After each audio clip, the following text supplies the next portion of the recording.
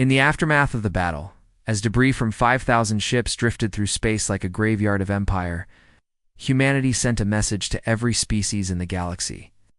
The words were broadcast on all frequencies in every known language, ensuring that no civilization could claim ignorance of what had happened. "This is President Nayang of Earth," the message began. "The Valerian Empire came to our system 3 times seeking to break the Treaty of Kepler Station. 3 times they were defeated. Let this be a lesson to any who would threaten peaceful species or break solemn agreements. Earth's borders remain closed. The treaty stands as written. Any who honor it will find us peaceful neighbors. Any who break it will share the fate of those who came before." The age of Valerian dominance was over. The age of humanity's true influence in galactic affairs had begun. And across the galaxy, species that had lived in fear for generations began to believe that freedom was possible. Even the mightiest empires could be brought low by those who refused to surrender their independence. The Third Galactic War was over, but its consequences would reshape the balance of power among the stars for centuries to come. 6 months after the destruction of the Valerian Empire's final fleet, the galaxy was a very different place. Of humanity's victory had spread like wildfire across the known worlds, carried by traders, diplomats, and refugees from the Empire's collapsing territories. Species that had bowed to Valerian rule for generations suddenly found themselves free. They didn't know what to do with that freedom. Ambassador Hyanwu stood once again in the Galactic Council chamber. But the scene was vastly different. From his last visit, where once the Valerian representatives had dominated the proceedings with their arrogant demands, now there were empty seats.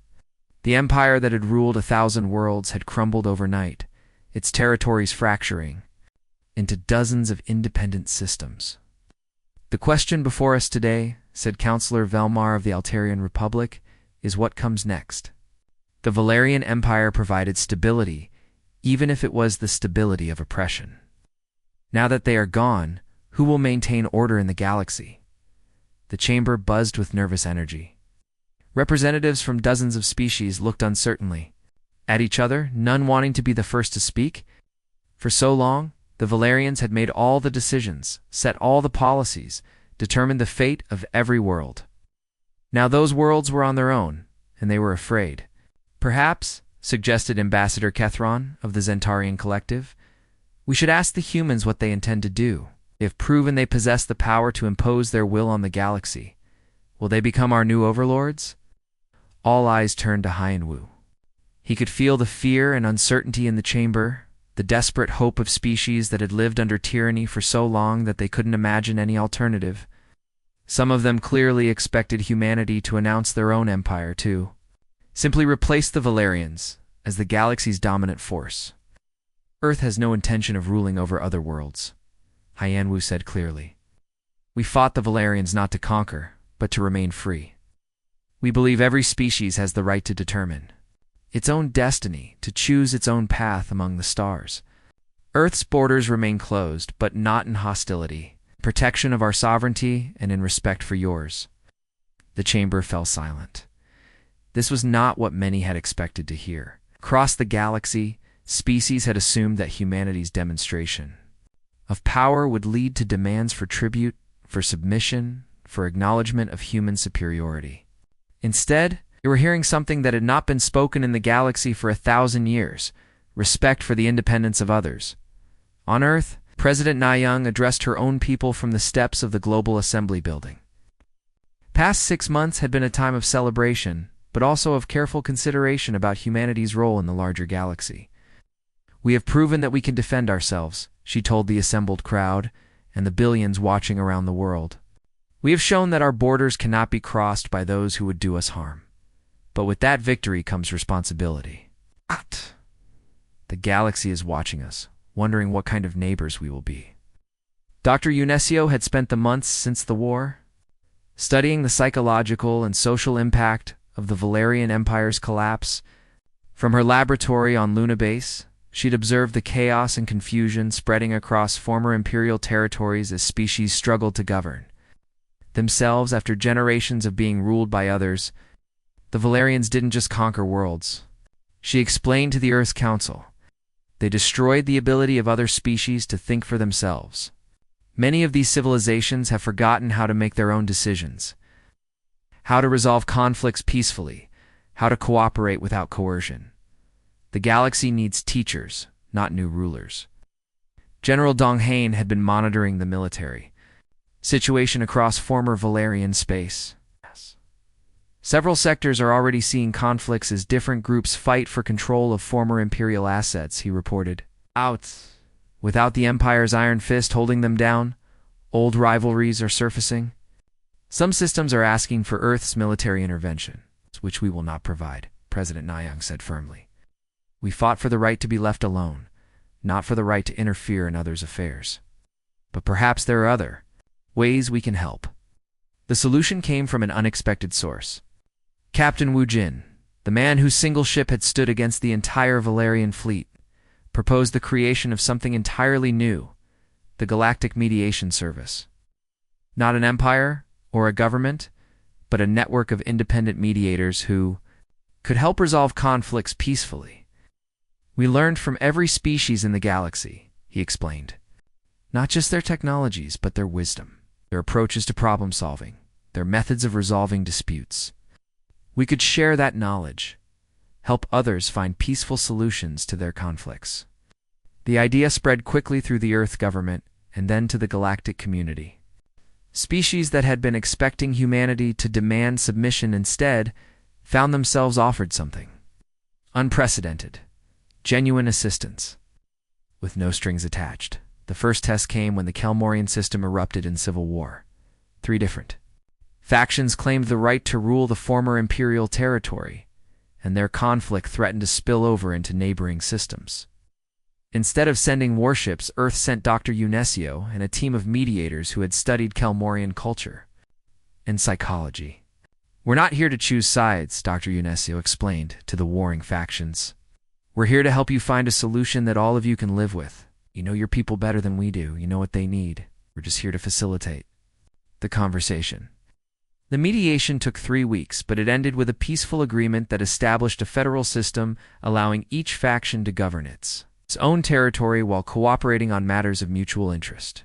The success of the Kelmorian mediation led to requests from dozens of other systems.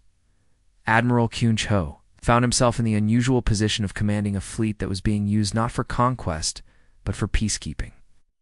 Earth's ships became a familiar sight throughout the galaxy, but not as conquerors.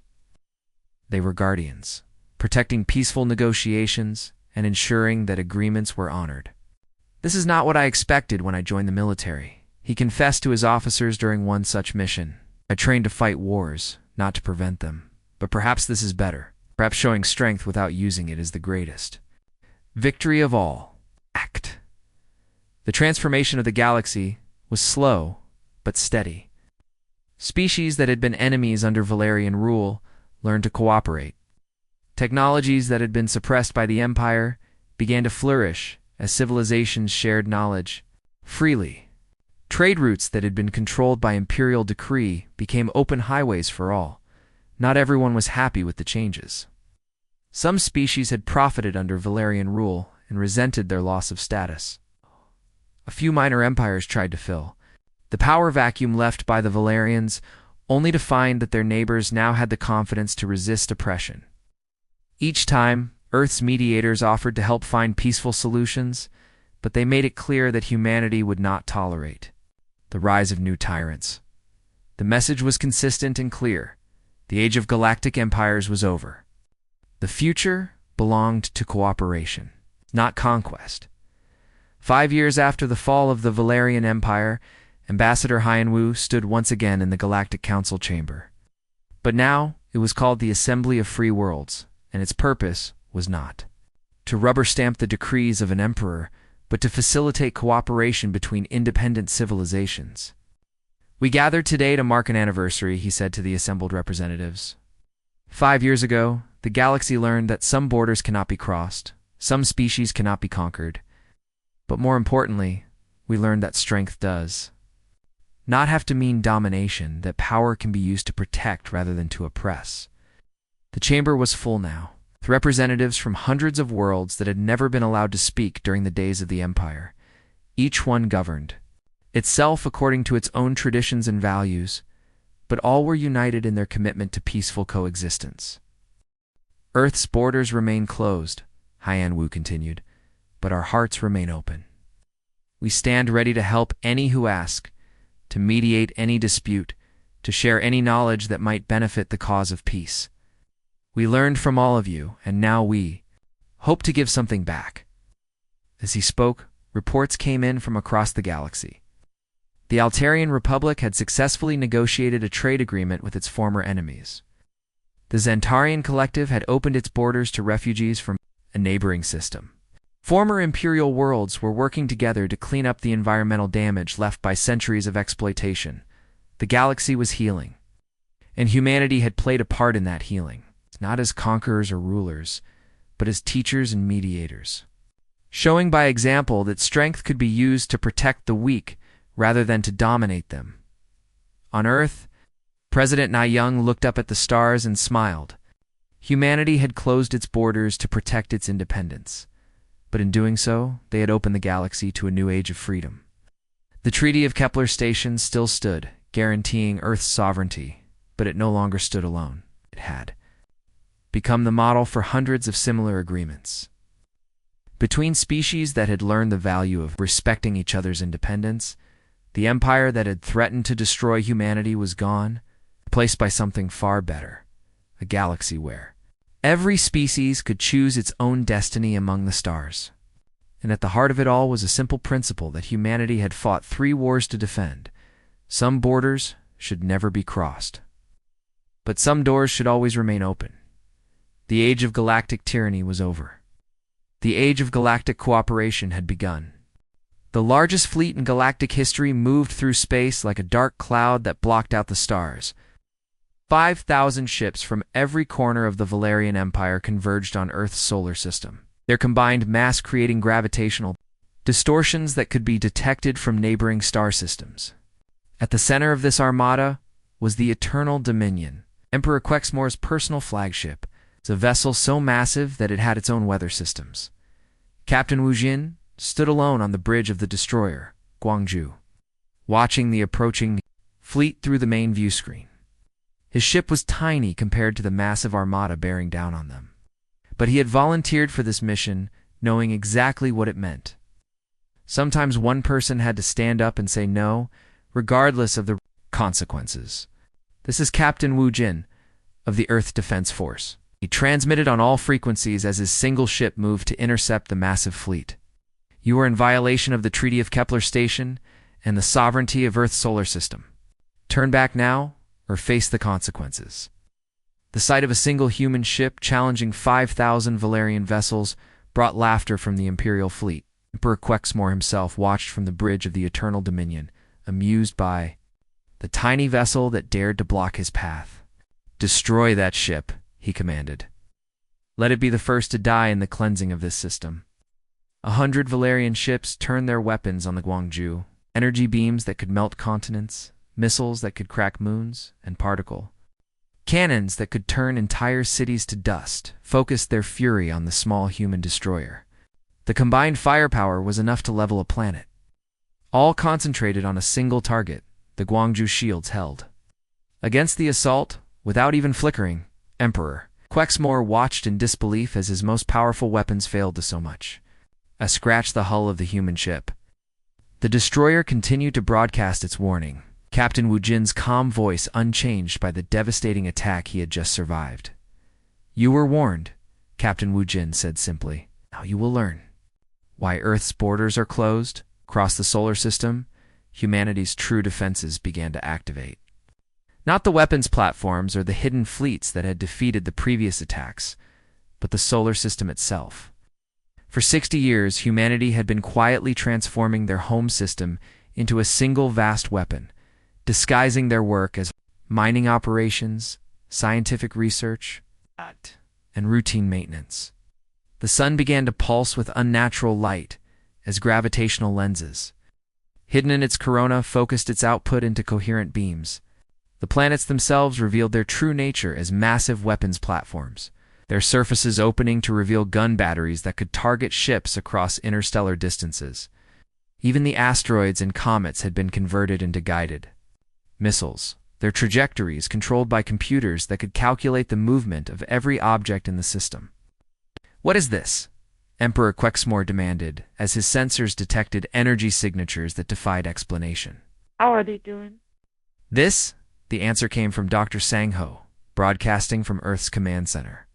"You came to our system expecting to find a primitive species hiding behind simple defenses. Instead, you found something that has never existed before in galactic history.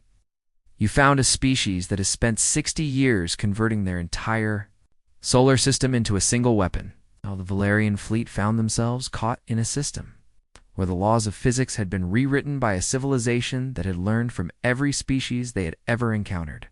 Their ships were pulled apart by gravitational forces that emerged from empty space. Their energy weapons were absorbed and redirected by fields that seemed to violate the fundamental laws of science. And their most advanced shields were penetrated by weapons that phase-shifted through dimensions they didn't know existed. "This is impossible," Emperor Quexmore said, as he watched his fleet being destroyed by attacks that seemed to come from everywhere at once. "No species has this level of technology. No civilization can control an entire star system like this." "You're right," came the reply from Admiral Kung Ho. "No single species could do this. But we're not a single species anymore. We're the inheritors of every civilization you've conquered. Every world you destroyed, every culture you absorbed, every technology you dismissed as primitive. We learned from all of them. You taught us to be strong by showing us what strength looks like." The battle raged across the solar system as the Valerian fleet found themselves fighting not just human ships, but the planets themselves. Mars fired projectiles that could punch through the hulls of dreadnoughts. Jupiter's moons launched swarms of guided missiles that could track targets through hyperspace. Even Earth's own moon has been converted into a fortress that could target ships at the edge of the system. Emperor Quexmore watched from the bridge of the Eternal Dominion as his invincible fleet was systematically destroyed by defenses that seemed to encompass the entire solar system. His flagship, the pride of the Valerian Empire, began to shudder as gravitational forces that shouldn't exist started to tear at its hull. "Shields at 60%, his tactical officer reported. "Hull integrity compromised on decks 12 through 18. We're being pulled toward something that isn't showing up on our sensors." The Emperor looked at the tactical display in horror. Red dots representing his ships were disappearing faster than he could count them. The greatest military force in galactic history was being destroyed by an enemy that seemed to control the very fabric of space itself. "How many ships have we lost?" he asked.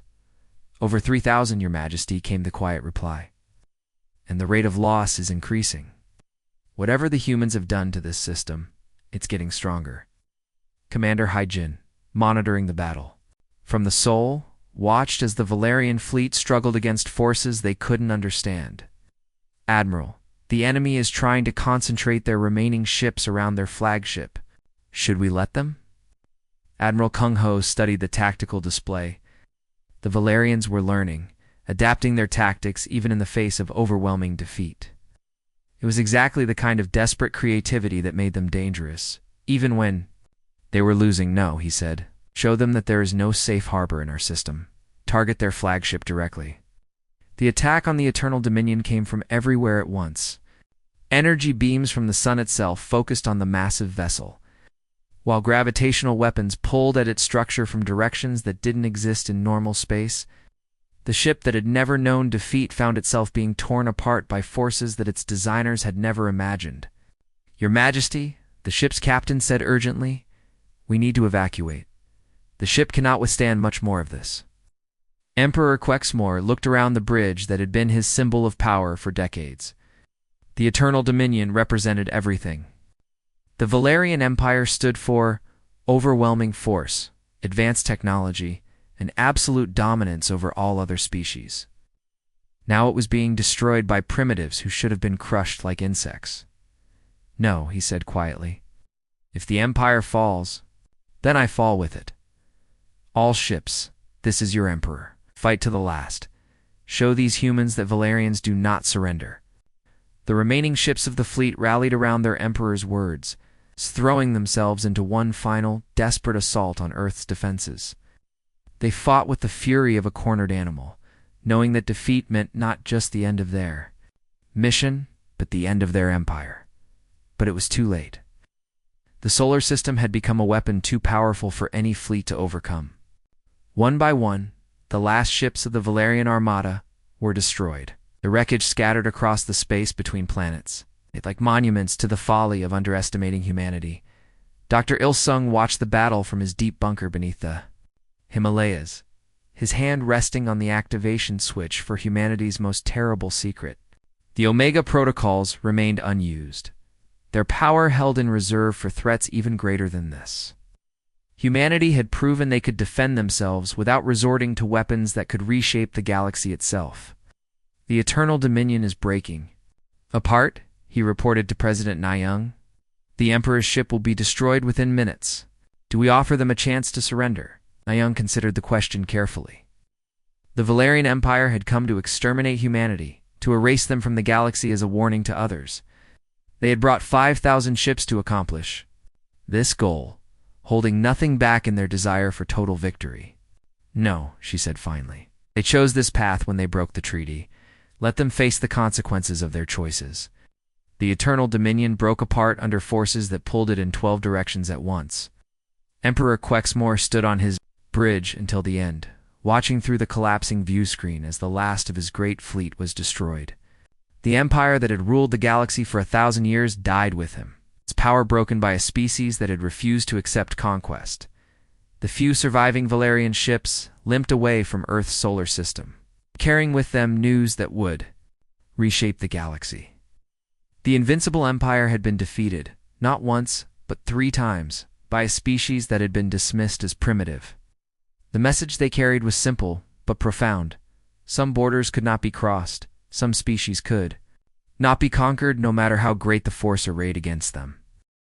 The battle raged across the solar system as the Crown Fleet found themselves outmaneuvered and outgunned by an enemy that seemed to know their every weakness. Ships that had never been defeated were torn apart by weapons that shouldn't exist. Shields that could withstand stellar explosions were penetrated by energy beams that seemed to phase through matter itself, one by one. The greatest ships in the Valerian fleet were destroyed. The Imperial Fist, pride of the Crown Fleet, found itself surrounded by human vessels that appeared and disappeared like ghosts. Grand Admiral Zixtel watched his ship's defenses fail as the humans demonstrated that even the Empire's finest technology was no match for the combined knowledge of a galaxy's worth of civilizations. Retreat, he ordered his remaining ships. Full retreat. We cannot win this battle. But as the surviving ships of the Crown Fleet tried to escape, they found their path blocked by gravitational fields that pulled them back toward the solar system.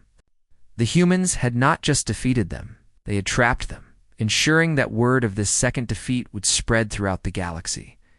Let them go, Admiral Kyunho ordered, as the last few Valerian ships limped away. Let them tell their Emperor what they found here. Let the galaxy know that Earth's borders are closed, and they will remain closed.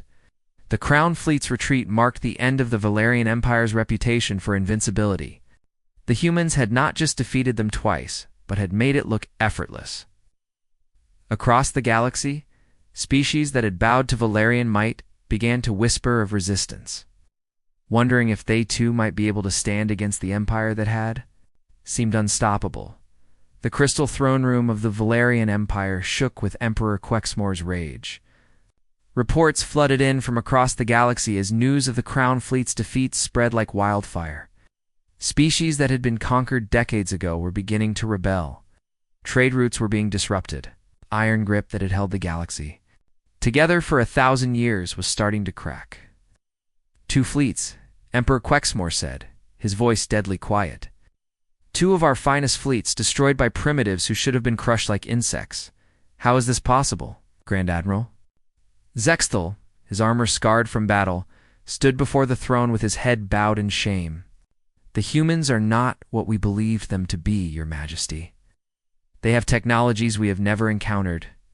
They fight with coordination that suggests they share a single mind, yet each ship acts with individual creativity. They know our tactics better than we do. Excuses, Emperor Quexmore hissed. I don't want excuses. I want solutions. The entire galaxy is watching us. If we cannot defeat these humans, our empire will crumble. Every species we have conquered will think they can defy us. Intelligence Minister Sharlock stepped forward, his forearms carrying data tablets covered in alien script. Your Majesty, our analysis of the battles suggests that the humans have been preparing for this conflict for decades. They have studied every species in the galaxy, learned from every technology, adapted everything they encountered to their own purposes. They are not fighting us with human technology. They are fighting us with the combined knowledge of every civilization they have ever met. Emperor Quexmore's black eyes flashed with understanding. They turned our own conquests against us. Every species we defeated, every world we absorbed, they learned from. They made themselves strong by studying our victories. Yes, Your Majesty, Sharlock confirmed, and there is more. Our spies report that other species are beginning to see the humans as a symbol of resistance. The Altarians are refusing to pay their tribute. The Zentarians have closed their borders to our ships. The Kelmorians are building new defenses around their homeworld. The humans have shown the galaxy that we can be defeated. The Emperor stood from his throne, his massive form casting shadows across the chamber. For 1,000 years, the Valerian Empire had ruled through fear and overwhelming force. The idea that primitive humans could shatter that foundation was intolerable. Then we will show them the true meaning of power, he declared. Send word to every fleet commander, every planetary governor, every military installation in the Empire. I want every ship, every weapon, every warrior we can muster. We will gather the largest fleet in galactic history and turn the human homeworld into a monument to our strength. The mobilization began immediately. From every corner of the galaxy, Valerian ships began converging on the Empire's military staging areas. Dreadnoughts that had been in mothballs for centuries were brought back into service. Experimental weapons that had never been tested in battle were loaded onto transport ships. The Empire was preparing for total war. On Earth, deep in the command, bunkers beneath the Himalayan mountains. Dr. Sang-Ho monitored the massive military buildup through the planet's most advanced surveillance systems. As humanity's chief strategic planner, he had spent 30 years preparing for various scenarios, but the scale of what he was seeing exceeded his worst predictions. They're not just bringing everything they have, he reported to the Emergency Council. They're bringing everything they can borrow, steal, or requisition from their allies. Current estimates suggest they're assembling a fleet of over 5,000 ships. President Nayoung studied the holographic displays showing the approaching armada. Each dot of light represented a ship capable of destroying cities. And there were so many of them that they looked like a galaxy of stars moving toward Earth. How long do we have? She asked. 72 hours until the first elements reach our outer perimeter, General Donghain replied. Ma'am, this is not like the previous attacks. This is an extinctional fleet. They're not coming to conquer us. They're coming to erase us completely. Dr. Unicio, monitoring the situation from her laboratory on Luna Base, had reached the same conclusion. The Emperor has staked everything on this attack, she transmitted to the Council. If they fail again, the Empire will collapse. If they succeed, humanity will be extinct. There is no middle ground. The Council chamber fell silent as the weight of the situation settled over them. Humanity had defeated 2 Valerian fleets, but this was different. This was the combined might of the galaxy's largest empire. Focused on a single goal, the complete destruction of Earth and everyone on it. We need to discuss the Omega Protocols, General Donghain said quietly. The Omega Protocols were humanity's deepest secret. Technologies so advanced that they had been classified beyond the highest levels of government. Only a handful of people knew they existed, and even fewer understood what they could do. They represented the ultimate expression of humanity's technological advancement. Weapons that could reshape the fundamental forces of the universe. If we use the Omega Protocols, there's no going back, Dr. Sang-Ho warned. The technology is so advanced that other species will realize we're not just ahead of them, we're ahead of everyone. The entire balance of power in the galaxy will shift overnight. And if we don't use them, There won't be a humanity left to worry about balance, General Dong Hai countered. Ma'am, we're facing an extinction-level threat. We need to consider every option. President Naiyang looked at each of her advisors in turn. These were the people who had helped guide humanity through 60 years of preparation, who had overseen the development of technologies that had already shocked the galaxy. They were asking her to authorize weapons that could make everything they had shown so far look primitive. No, she said finally. We don't use the Omega protocols. Not yet. We have other options, other plans. We end this the way we've ended everything else, by being smarter than our enemies expect us to be. The massive Valerian fleet continued to grow as ships arrived from every corner of the galaxy. The Emperor himself had come to oversee the final assault, his personal flagship, the Eternal Dominion, leading the Armada. It was a vessel the size of a small moon, armed with weapons that could crack planets and protected by shields that could withstand the explosion of stars. The humans have shown us that conventional tactics are not enough, Emperor Quexmore addressed his fleet commanders. They have surprised us twice, with their tricks and their hidden weapons. But this time, we bring overwhelming force. 5,000 ships, the finest warriors in the galaxy, weapons that can shatter worlds. No defense can stand against such power. The final elements of the fleet arrived as the Armada reached the edge of Earth's solar system. The Valerians had brought everything they had: battle cruisers that could level continents, destroyers that could hunt down the fastest ships, carriers that could launch swarms of fighters, and the massive dreadnoughts that served as the backbone of their military power. Begin the final approach, Emperor Quexmore commanded. All ships, maximum power. We will show these humans what happens when a primitive species dares to challenge the might of the Valerian Empire.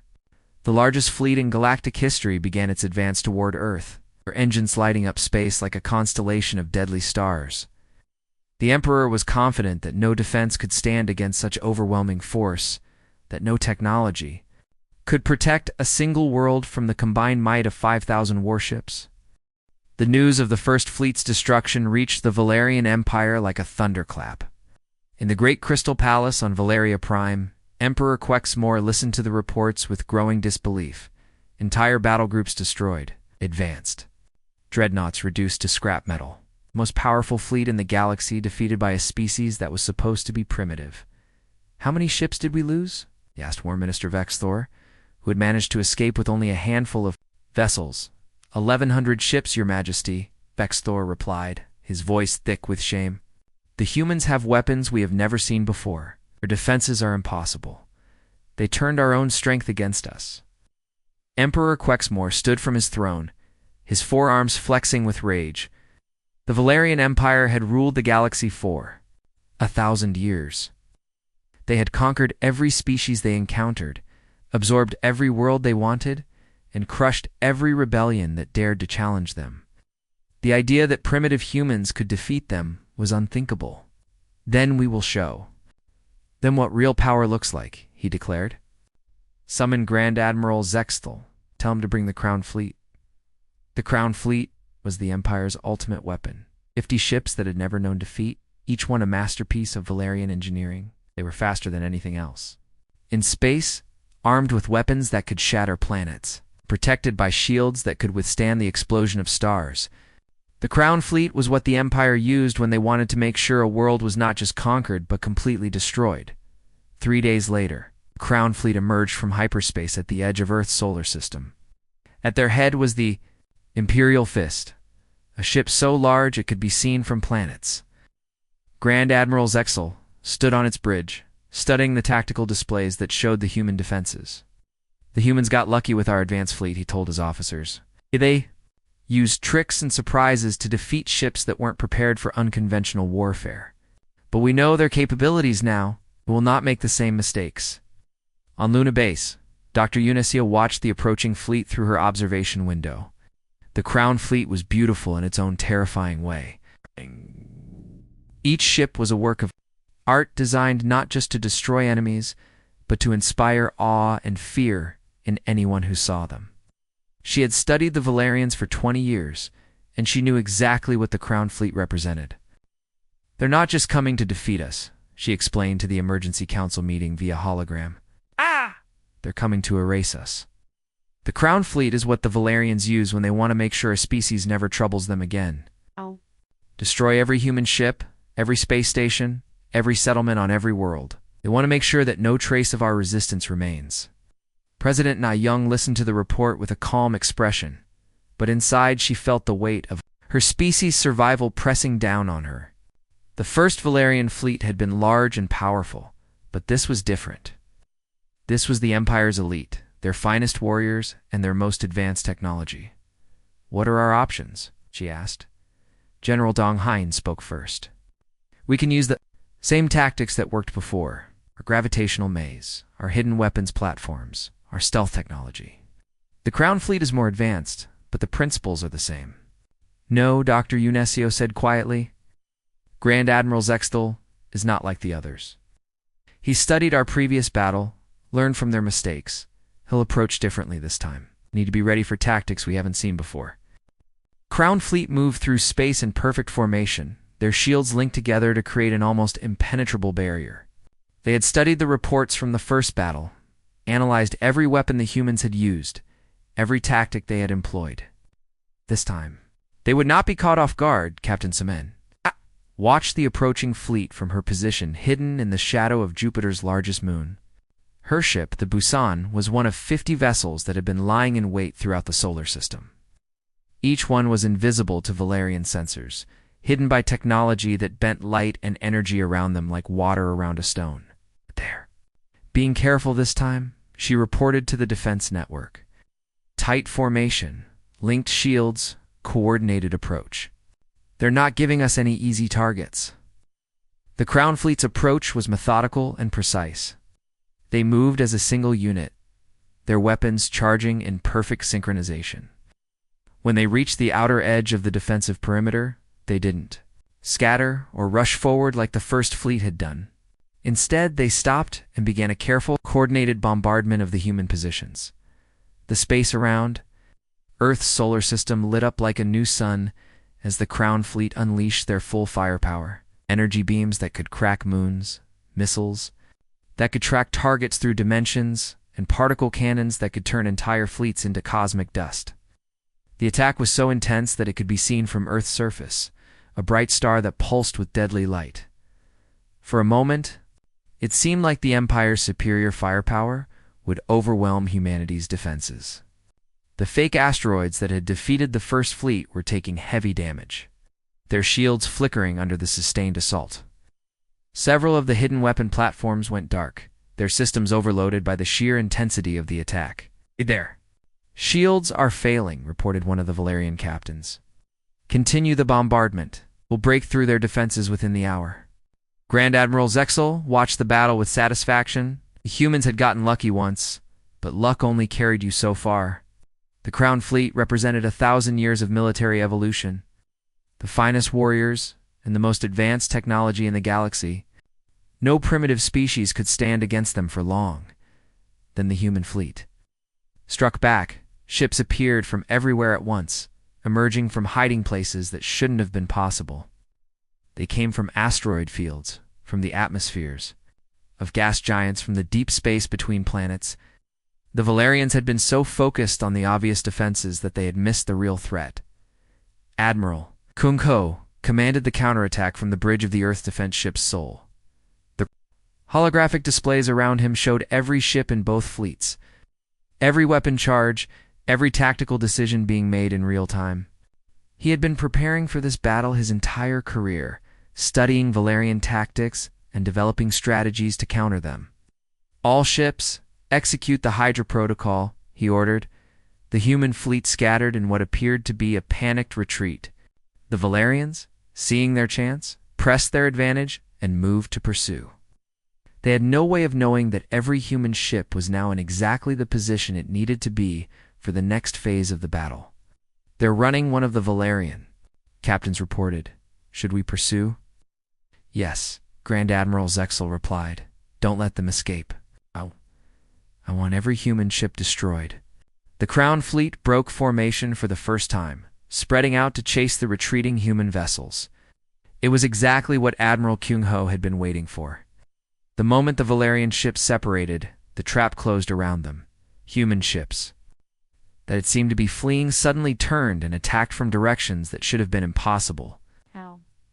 The Valerians found themselves fighting not just the ships they could see, but weapons that fired from empty space, missiles that appeared out of nowhere, and energy beams that seemed to come from the planets themselves. How are they doing this? Grand Admiral Zextel demanded as his tactical displays showed weapons fire coming from positions where no ships were detected. The answer came from Captain Soman, whose ship suddenly appeared beside the Imperial Fist. The Busan had been hidden in the shadow of Jupiter's moon, but now it revealed itself as it fired a single shot that penetrated the flagship's shields and disabled its main weapons. "We've been watching you for 60 years, she transmitted to the Valerian fleet. "Every battle you've fought, every tactic you've used, every weakness you've shown. We know how you think, how you fight, how you react to threats. You're not fighting humans anymore. You're fighting every species you've ever conquered because we learned from all of them." The Crown Fleet found themselves caught in a battle that defied everything they knew about warfare. The humans fought with a coordination that suggested a single vast intelligence directing their actions. Yet each ship responded to threats with creativity that spoke of individual initiative. It was like fighting an enemy that could predict their every move while constantly adapting to new situations. "This is impossible," Grand Admiral Zextel said, as he watched his finest ships being systematically destroyed. "No species fights like this. No technology can coordinate attacks across such vast distances with such precision." "You're right," came the reply from Admiral Kyunjo. "No single species could do this. But we're not a single species anymore. We're the students of every civilization in the galaxy. We learned from the Altarians how to bend space, from the Zentarians how to hide in plain sight, from the Kelmorians how to coordinate fleet actions across vast distances.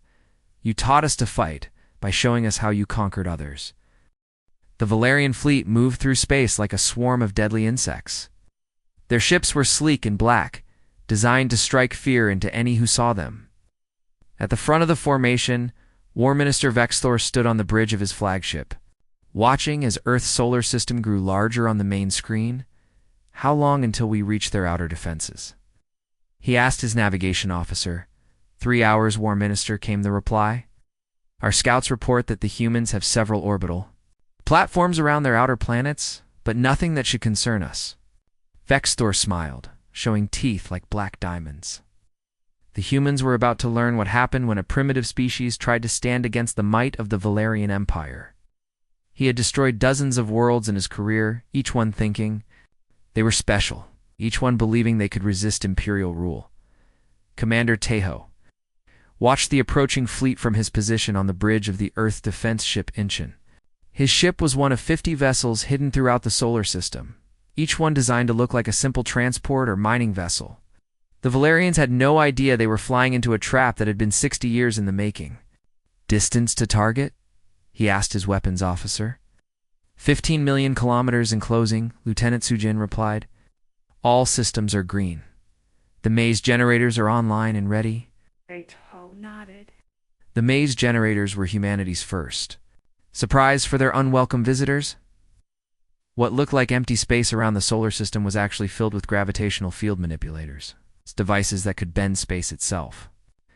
The Valerians thought they were flying through normal space, but they were actually entering a carefully designed trap on Earth. In the command center, buried deep beneath the Korean peninsula, Chief Engineer Minji watched her life's work come to fruition. Screens around her showed the positions of every ship in both fleets, every weapon, every defense platform. She had spent 20 years designing the systems that would protect Earth, and now they were about to be tested against a real enemy. "Valerian fleet has crossed the outer perimeter," reported Captain Jae-sung. "Should we activate the outer defenses?" "Not." Yet Mingi replied, "Let them get deeper into the system. The farther they come, the harder it will be for them to escape."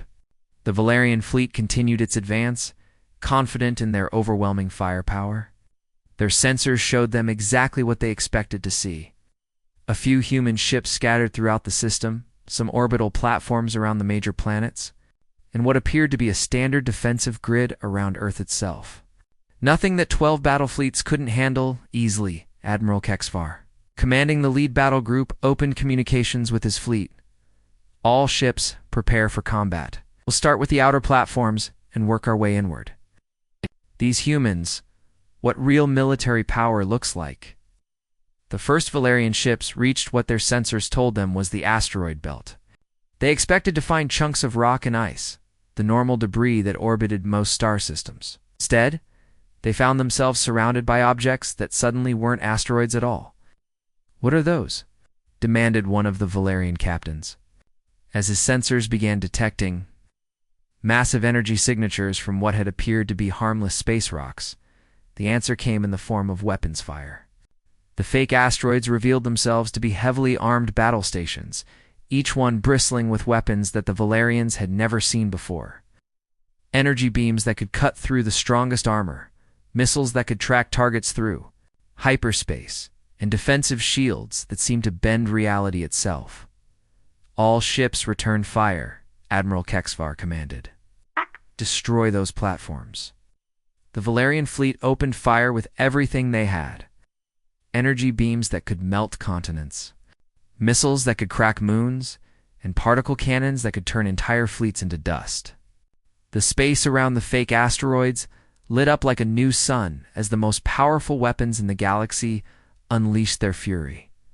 The human battle stations absorbed the attack without taking any damage at all. "Possible," whispered Admiral Kexvar as he watched his most powerful weapons have no effect on the enemy defenses. "What kind of shields are those?" The answer came from Commander Tejo, whose ship suddenly appeared beside the Valerian flagship. The engine had been invisible to their sensors, hidden by technology that the Valerians didn't even know existed. "This is Commander Tejo of the Earth Defense Force." His voice came over the Valerian communication system. "You are in violation of Earth's territorial space. Surrender now, and you will be treated according to galactic law." Admiral Kexvar laughed. "One ship against my entire fleet. You humans are even more foolish than I thought. Destroy that vessel." 20 Valerian ships turned their weapons on the engine. Small human destroyer should have been vaporized instantly. Instead, something impossible happened. The energy beams simply disappeared when they hit the ship's hull, absorbed by materials that seemed to drink in the destructive energy and convert it into power for the ship's own systems. "What are you?" Admiral Kexvar demanded. "We are what you made us, Commander," Tejo replied. "For 60 years, we have watched you conquer world after world. We have studied your tactics, learned your weaknesses, and prepared for this day. You thought we were primitive, but we have been learning from every species in the galaxy. We know things you never imagined." The space around the Valerian fleet began to change. What had seemed like empty voids started to shimmer and bend. Gravitational field manipulators that Minji had hidden throughout the system activated, creating a maze of twisted space that trapped the enemy ships in a web they couldn't escape. "Fleet Commander," one of the Valerian captains reported, panic clear in his voice. "Our navigation systems are failing. We're reading impossible gravitational signatures from empty space. Some of our ships are being pulled off course by forces we can't identify." Admiral Kexvar tried to order a retreat, but it was too late. The Valerian fleet found themselves caught in a gravitational maze that defied everything they knew about physics. Every direction they turned led them deeper into the trap, their instruments scrambled by technology that seemed to break the laws of nature. "How is this possible?" he demanded. "No primitive species should have this kind of technology." The answer came from Dr. Unesio, broadcasting from Earth's Defense Command Center. "We are not primitive," her voice carried across space to every ship in the Valerian fleet. "We are teachers. For 60 years, we have been the best students in the galaxy. Every species we met, we learned from. Every technology we encountered, we improved upon. Every weakness you showed us, we found a way to exploit." The Valerian heavy cruiser Dominion, one of the most powerful ships in the fleet, fired its planet killer weapon at what seemed to be a weak point in Earth's defenses. The massive beam of energy, capable of cracking continents, struck its target and simply vanished. The energy was absorbed by converters that turned the destructive force into power for Earth's own weapon systems. You came here thinking you would find scared primitives hiding behind crude defenses, Dr. Unisio continued. Instead, you found a species that has been preparing for this moment since the day we first met alien life. Every treaty we signed, every trade agreement we made, every cultural exchange we participated in, we were learning how to defend ourselves against species like you. The first Valerian ship to attempt escape found itself pulled back toward the solar system by gravitational forces that crushed its hull like paper. The massive dreadnought, designed to survive the explosion of stars, was compressed into a ball of metal no bigger than a house. Across the Valerian fleet, panic began to spread. Their most powerful weapons were useless. Their ships were trapped in a maze of twisted space. The primitive humans they had come to conquer were systematically destroying them with technology that shouldn't exist. "This is impossible, Admiral," Kexvar said again, but his voice was quieter now, filled with the kind of fear that came from facing something completely beyond understanding. "No," came the reply from Commander Tejo. "This is what happens when you underestimate your enemy. Welcome to Earth's solar system, Admiral. You wanted to see our defenses. Now you're seeing them." The battle continued to rage, but it was no longer a battle. It was a demonstration. The Valerians had brought overwhelming force to crush a primitive species. But instead, they found themselves being systematically destroyed by defenses that seemed to come from a civilization far more advanced than their own. War Minister Vexthor watched from his flagship as his fleet was torn apart by weapons and defenses that defied everything he knew about military science. The humans weren't just fighting back. They were teaching the galaxy's most powerful empire a lesson in humility, one destroyed ship at a time. The massive doors of the Galactic Council chamber opened with a deep, grinding sound that echoed through the vast hall. Ambassador Haiyan Wu walked forward slowly, his black diplomatic uniform standing out against the colorful robes and strange forms of the alien delegates around him.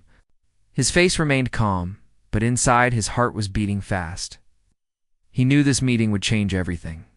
The chamber was enormous, big enough to hold 1,000 beings from across the galaxy. The walls were made of some kind of crystal that glowed with soft blue light. High above, the dome showed the stars of the galaxy spinning slowly. Representatives from dozens of worlds sat in curved rows, their eyes focused on the center where a holographic display showed the human solar system. Haiyan Wu had been Earth's ambassador for 12 years. He had sat through countless meetings, signed dozens of trade agreements, and helped keep peace between Earth and the other worlds. But today felt different. Today, the Valerian Empire had called for this emergency session, and everyone knew what that meant. The Valerians were the most powerful force in the galaxy. Their empire stretched across 1,000 star systems. They had conquered world after world, forcing each one to join their empire or face complete destruction. Their ships were faster than anyone else's. Their weapons could crack planets in half. Most species in the galaxy feared them, and for good reason. 3 Valerian representatives stood at the center of the chamber. They were tall, much taller than humans, with skin that looked like black glass. Their bodies were thin but strong, and they had 4 arms instead of 2. Each one wore armor that seemed to be made of living metal, shifting and changing as they moved. The one in the center was War Minister Vexthor, known throughout the galaxy for his cruelty. "The matter before us today is simple," Vexthor said, his voice carrying easily through the chamber, even though he spoke quietly. "The human species has grown too comfortable in their isolation. They hide behind their treaty and refuse to contribute to galactic order. This cannot continue." Nevo felt his stomach tighten. The Treaty of Kepler Station was signed 60 years ago, shortly after humans first made contact with alien life. It was a simple agreement. Earth would remain peaceful and would not interfere with other worlds. In return, the solar system would remain under human control, and no alien force would be allowed to enter without permission. "The treaty is clear," Hanwu said, standing up from his seat. "Earth has honored every part of our agreement, have remained peaceful. We have not expanded beyond our solar system. We have traded fairly with all who wish to trade with us. What violation are you claiming? Vexthor turned to face him, and Hyenwu felt a chill run down his spine. Valerian's eyes were like black diamonds, cold and sharp. The violation is your very existence, he said. You sit in your system, growing stronger, learning our technologies, building your defenses. You think we do not notice, but we see everything. The chamber fell silent. Hyenwu could feel the tension building. Other delegates shifted in their seats, some looking nervous, others excited. A few species had been conquered by the Valerians in recent years. They knew what was coming. Earth has the right to defend itself, Hyenwu said carefully. The treaty guarantees our sovereignty over our home system. We have not attacked anyone. We have not threatened anyone. We have simply protected our people. Protection, Vexthor laughed, and the sound was like breaking glass. You call it protection. We call it preparation for war. Your orbital stations grow larger every year. Your ships become more advanced. Your people learn technologies that were never meant for primitive species. This ends now. Another Valerian stepped forward. This one was even taller than Vexthor, with scars across his armor that told of many battles. I am Fleet Commander Kexmar, he said. I have brought 12 battle fleets to the edge of your solar system. Each fleet carries enough firepower to destroy a world. Your Earth is small and weak. Your defenses are nothing compared to our might. The holographic display changed, showing the space around Earth's solar system. Hyenwu's blood ran cold as he saw the Valerian ships. There were hundreds of them, maybe thousands. Each one was massive, bristling with weapons that could rain death on planets. They hung in space like dark stars, waiting for the order to attack. You have one choice, Vexthor continued. Surrender now. Power down your defensive grid. Allow our inspectors to examine your military capabilities. Accept Valerian oversight of your government. Submit to imperial taxation. Do this, and your species will be allowed to continue existing under our protection. And if we refuse, Hyenwu asked, though he already knew the answer. Then you will be destroyed, Vexthor said simply. Every human world will burn. Every ship will be reduced to scrap. Your species will be erased from the galaxy as a warning to others who might think to defy us. The choice is yours, but choose quickly. My patience is limited. The chamber erupted in whispers and murmurs. Some delegates looked shocked. Others seemed excited by the prospect of seeing the proud humans brought low. A few species that had been conquered by the Valerians watched with sad eyes. Remembering their own last days of freedom, Hyenwu stood perfectly still, his mind racing. He had expected this day might come eventually. Earth's leaders had prepared for it, but seeing it actually happen, seeing the massive fleet ready to attack his home, made his heart pound with fear and anger. I need to consult with my government, he said finally. You have 6 hours, Vexthor replied.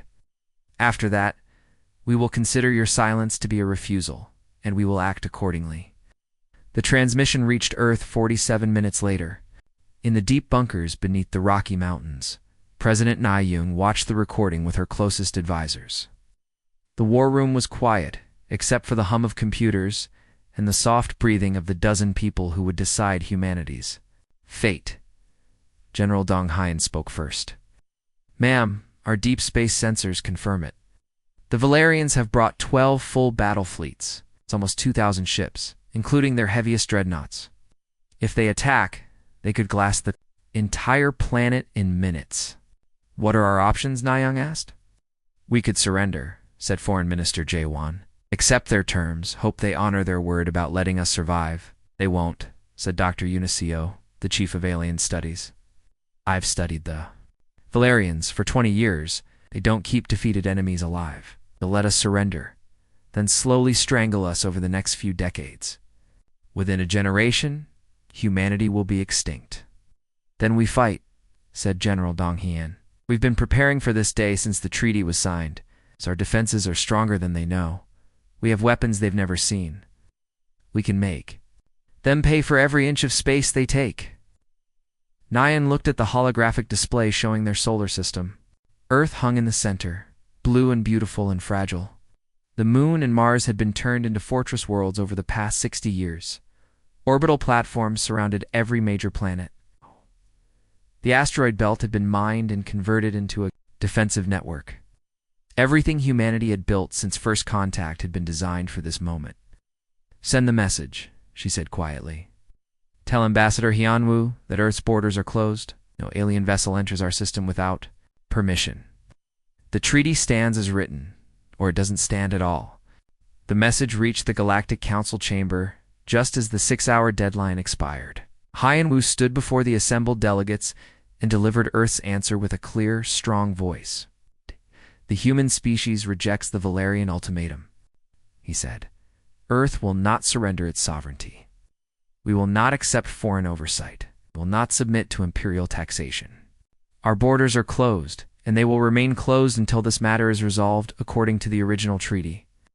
Vexthor's black eyes flashed with anger. "Then you have chosen death," he said. "So be it. Let the galaxy see what happens too. Those who defy the Empire." The Valerian fleet began to move, their engines lighting up the darkness of space as they headed toward Earth's solar system. The war that would reshape the galaxy had begun.